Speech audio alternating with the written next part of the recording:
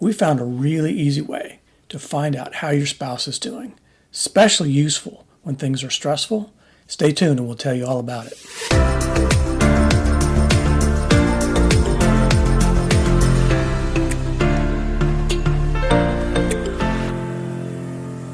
We call this the stress number. So we just basically say to our spouse, on a scale from 1 to 10, where are you with stress? Or you could say anxiety, whatever the emotional issues that might be coming up, or exhaustion, you could use it. But that 1 to 10 number just gives so much information really quickly. So we've kind of developed a shorthand now. We just say, what number are you? Yeah, we say, what number are you, or what's your number?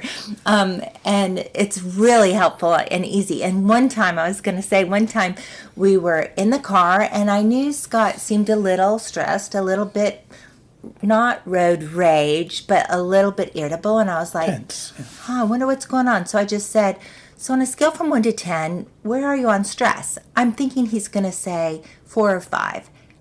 And he says 8, or maybe it was 9. And I was like, oh, this makes perfect sense why being cut off irritates you. This makes perfect sense. And then I actually had learned some tools to bring my stress down. And I said, oh, let's just breathe deep. Let's just take some deep breaths. And that helped. Mm-hmm. So one thing that's helpful about that is you can ask when your spouse gives you a number and say there are 7 or 8 or 9 or 10, you can say, so what's one thing I can do to help bring it down? We had a recent experience where we were driving. We were in the mountains and it started to snow, and it was in April. And it was right around 34, and then the temperature went down to 32, and then it went down to 31.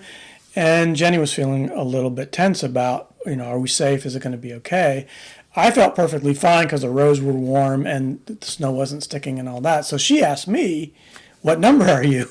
But what she really meant is, can I tell you what number I am? So she told me, she was like an 8, I think, or 7. And so that was her way of communicating to me, this is stressing me out. I'm getting freaked out about our driving. But it also actually really helped me. I didn't think it would.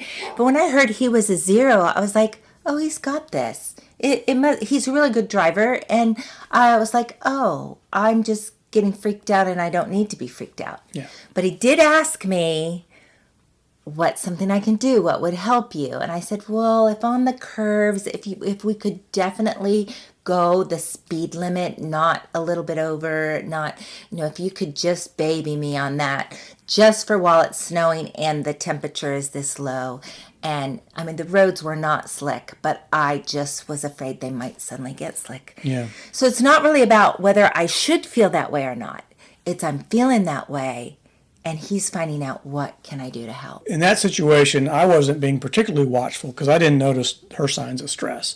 But sometimes you'll notice things that your spouse won't. So you'll pick up on little cues, like when we were in the car and she noticed that my driving was kind of tense or, a little bit edgy or whatever. And so she asked me how I'm doing, what my number was, and I could communicate that pretty quickly. And sometimes, like in the example we just gave about driving in the snow, you might need to say, I just want to let you know I'm about a 7 or 8 right now. Yeah. So you can just kind of watch out for each other and help use that, what's your number, to just communicate shorthand, here's how I'm doing. So one thing that's really important is to not hold back on giving your number. Be honest and sincere, because sometimes you feel bad that you're feeling bad, right? You feel like I shouldn't be struggling because things are all, life is great and we're all, all's good, but sometimes you're just having a hard time. Or it's a tough season and you feel like, well, I don't want to add to that by saying I'm actually pretty stressed out. Right. So we hope that you will use this tool. Look for a chance to do it. You don't have to wait until you see something going on even. It can be when you first get together after a long day and you're having dinner. So where are you right now? On a scale from 1 to 10, how tired are you? Should we watch a movie tonight or should we maybe just go to bed? You can use this for so many things. So try it out. We would love to hear your comments on how this works for you. It's really simple. There's no judgment attached to it. It's just a super easy way to get information to help you stay strong.